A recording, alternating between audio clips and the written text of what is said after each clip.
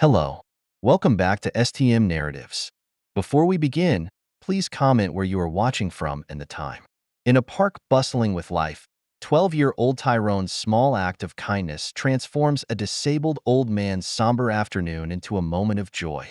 Sharing his lunch with the stranger, Tyrone had no idea his simple gesture was being watched by someone who would ensure their story reached thousands.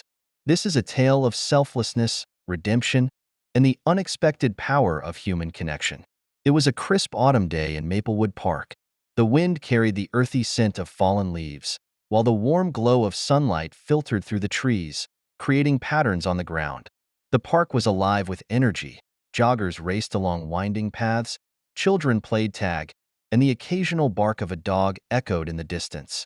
Amid the liveliness, Walter Green sat on a weathered bench near the park's pond. His wheelchair was tucked beside him, and a plaid blanket covered his lap. Walter was a man of quiet presence, his silver hair and furrowed brow giving him an air of wisdom mixed with melancholy.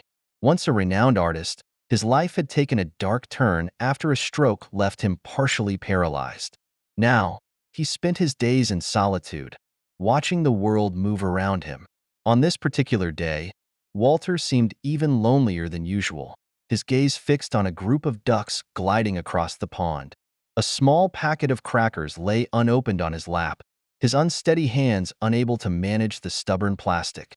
Not far from Walter, 12-year-old Tyrone spread out a frayed picnic blanket beneath an old oak tree. Tyrone was a boy full of life, his curly hair bouncing as he moved and his warm brown eyes radiating kindness. Raised by a single mother who often worked double shifts, Tyrone understood the value of small joys, like the simple pleasure of a shared meal. Tyrone was no stranger to noticing others. As he opened his lunch, a peanut butter sandwich, an apple, and a juice box, he spotted Walter on the bench. Something about the man's hunched shoulders and distant gaze struck a chord in Tyrone's heart. He watched for a moment, then made up his mind. Leaving his blanket and food behind, Tyrone grabbed his juice box, an extra sandwich his mother had packed, and a banana. He crossed the park's gravel path with purposeful steps. Walter didn't notice Tyrone at first. He was lost in thought, watching the ducks glide in lazy circles on the water. Tyrone hesitated for a moment, then softly said, "Excuse me, sir." Walter turned, startled. His tired eyes met Tyrone's bright ones, and for a moment, neither said anything. Then Tyrone held out the sandwich and banana.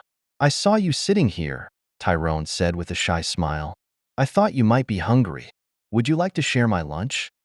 Walter blinked, his expression a mixture of surprise and gratitude.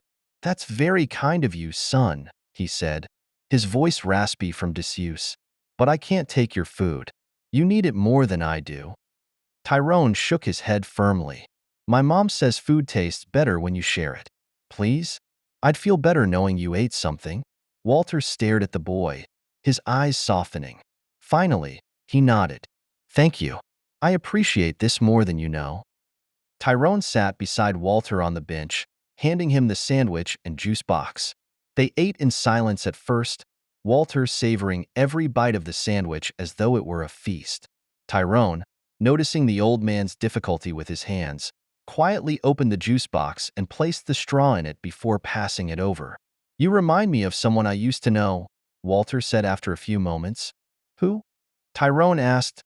"A younger me," Walter said with a faint chuckle. "I wasn't as kind as you, though." While Tyrone and Walter shared their meal, a woman sat on a bench not far away, her attention fixed on them. Linda Harper was a journalist, known for uncovering heartwarming stories of resilience and hope. She had come to the park that afternoon to clear her head after a long week, but now, her instincts told her she'd stumbled upon something special. Linda discreetly snapped a few photos of the pair, capturing the boy's earnest expression and the old man's weathered smile. She scribbled notes in her journal, her mind already crafting the narrative. "This is the kind of story people need to hear," she thought. As the lunch drew to an end, Tyrone stayed by Walter's side, chatting about school, his favorite books, and his dreams of becoming a chef someday.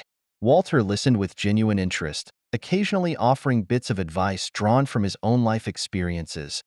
"You're a chef in the making, huh?" Walter said. "I used to create too, but not food. I painted. Really? That's so cool. Tyrone exclaimed. What kind of paintings did you make? Landscapes mostly, Walter said, his voice tinged with nostalgia. But after my wife passed and my health failed, I stopped. Seemed pointless to keep creating when no one cared to see it. Tyrone frowned. That's sad. I'd love to see your paintings someday. You shouldn't stop doing something just because you think no one cares. Walter smiled, the first genuine smile he'd felt in months. You're a wise young man, Tyrone. I just think everyone's talents are worth something, Tyrone said. Maybe you just need someone to remind you of that. Their conversation was interrupted by Linda, who approached cautiously. Excuse me, she said, holding up her notepad. I'm sorry to intrude, but I couldn't help noticing your kindness, Tyrone. Would you mind if I wrote about this? It's such a beautiful moment.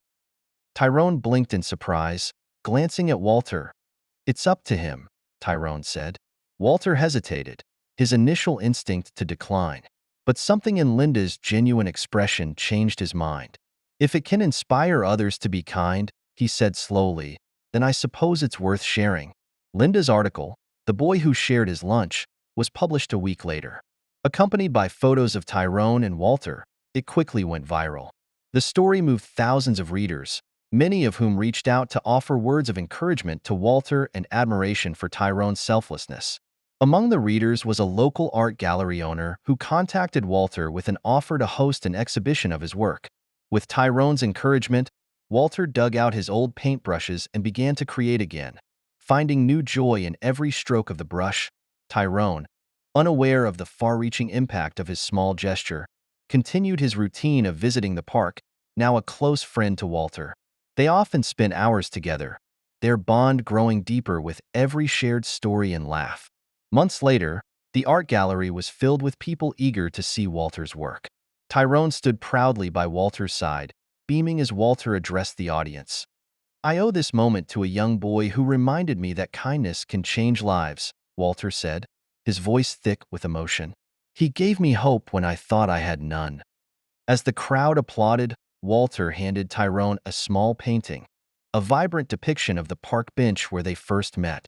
This is for you, Walter said, to remind you of the difference you made in my life. Tyrone hugged Walter tightly. You changed my life too, he said. In a world often marked by indifference, Tyrone's simple act of kindness rippled through the lives of those around him. He reminded Walter of his worth, inspired a journalist to share their story, and touched the hearts of thousands who read about their connection.